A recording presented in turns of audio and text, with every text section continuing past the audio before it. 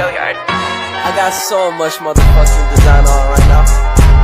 Break it down, bring it back, make it clap. I got 3 old thoughts, new guap, wear that thing. Bitches on my line, and you know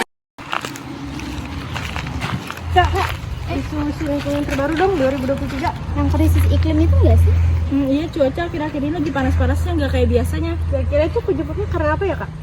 Apa ya? Sosiologi lingkungan mengakui bahwa krisis iklim tidak hanya merupakan masalah ilmiah atau lingkungan semata, tetapi juga merupakan masalah sosial yang mempengaruhi masyarakat secara luas. Salah satu teori yang relevan dalam sosiologi lingkungan adalah teori konstruksi sosial. Teori ini menekankan bahwa pandangan manusia tentang alam dan lingkungannya tidak hanya didasarkan pada faktor-faktor objektif, tetapi juga dipengaruhi oleh faktor-faktor sosial, budaya, dan politik.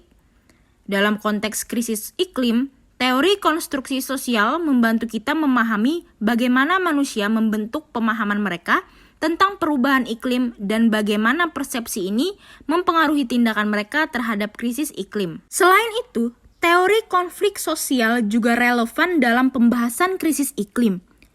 Teori ini menyoroti perbedaan kepentingan, kekuasaan, dan konflik yang muncul dalam konteks sosial.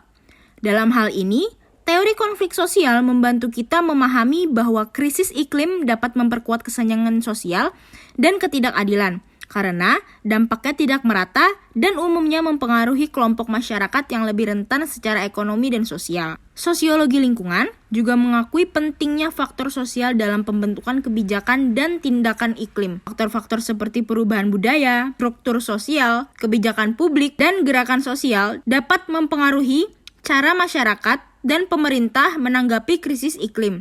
Dengan hal ini, sosiologi lingkungan membantu kita melihat krisis ini sebagai fenomena sosial yang kompleks di mana faktor-faktor sosial, budaya, politik, dan ekonomi berperan penting.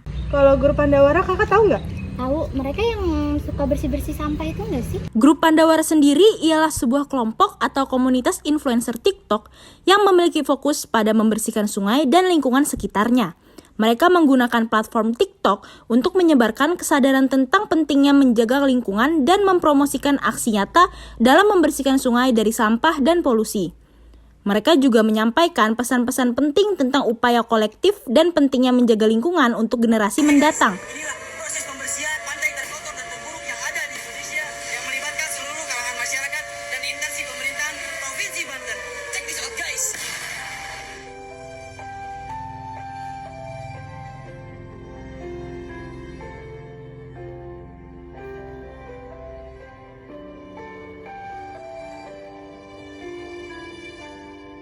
Grup seperti Pandawara memiliki peran penting dalam meningkatkan kesadaran tentang masalah lingkungan dan mendorong perubahan positif dalam perilaku manusia terhadap alam. Melalui kegiatan mereka di TikTok, mereka dapat mencapai khalayak yang lebih luas dan menginspirasi orang-orang untuk bertindak dalam menjaga kebersihan sungai dan lingkungan secara keseluruhan. Teori ekologi manusia menekankan hubungan timbal balik antara manusia dan lingkungannya. Dalam hal ini, kegiatan grup Pandawara menggambarkan interaksi antara manusia dengan sungai sebagai ekosistem yang terdampak oleh perilaku manusia. Dengan membersihkan sungai, mereka berupaya untuk mengembalikan keseimbangan ekologi yang terganggu. Teori ini juga mempertimbangkan bagaimana kondisi lingkungan fisik seperti sungai yang bersih atau tercemar dapat mempengaruhi perilaku dan kesejahteraan manusia. Teori sosiologi lingkungan memiliki kaitan erat dengan kegiatan grup Pandawara, karena keduanya berfokus pada pemahaman dan perubahan perilaku manusia terhadap lingkungan. Dalam rangkaian kegiatan mereka, grup Pandawara TikTok menerapkan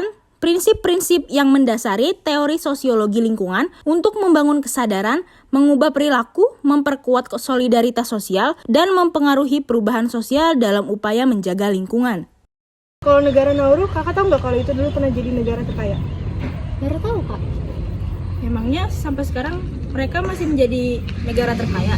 Negara Nauru, sebuah pulau kecil di Samudra Pasifik, telah mengalami konsekuensi yang signifikan akibat eksploitasi tambang fosfat yang berlebihan. Praktik ini telah mempengaruhi tidak hanya lingkungan fisik pulau ini, tetapi juga masyarakat dan struktur sosialnya. Nauru, pulau yang dulu dikenal sebagai permata Pasifik, pernah menjadi salah satu produsen fosfat terbesar di dunia. Namun, eksploitasi sumber daya fosfat yang tidak bertanggung jawab telah mengakibatkan dampak yang merusak, baik bagi lingkungan maupun masyarakat Nauru. Proses pertambangan fosfat di Nauru melibatkan penggalian dan ekstraksi fosfat dari tanah pulau.